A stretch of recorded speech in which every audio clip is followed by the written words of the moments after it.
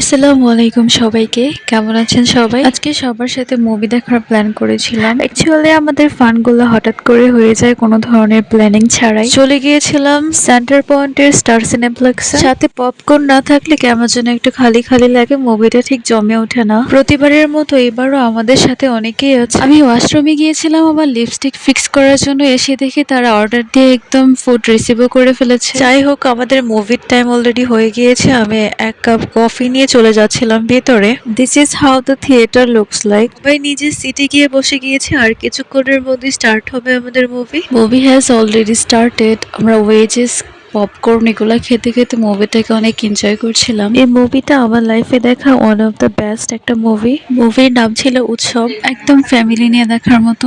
Movie দেখা শেষ করে চলে গিয়েছিলাম টয় ক্রাচার ক্লো মেশিনে। খেলতে চেয়েছিলাম, কিন্তু সাডেন মনে হলো যে এটা টাইম এন্ড মানি ওয়েস্ট ছাড়া আর কিছুই না। তারপর চলে গিয়েছি ফুড অর্ডার করতে। এই শেফস টেবলের ফুডগুলো অনেক ইউনিক হয় আর টেস্টিও। Look at the chocolate fountain, এটা দেখেই তো খুব ডেলিশিয়াস লাগছে। ইফরান আমাদের পিৎজাটা নিয়ে চলে এসেছে, আর এটা ছিল প্রায় 1 মিটার লং। এটা অর্ডার করেছিলাম ক্যাপ্রিসিওজা থেকে। আস্তে আস্তে অন্যান্য ফুডগুলোও চলে এসেছে। তবে সবগুলো ফুডের চেয়ে সবকিছু হচ্ছে আমার সবচেয়ে বেশি ভালো লেগেছে এই ড্রিঙ্কটা।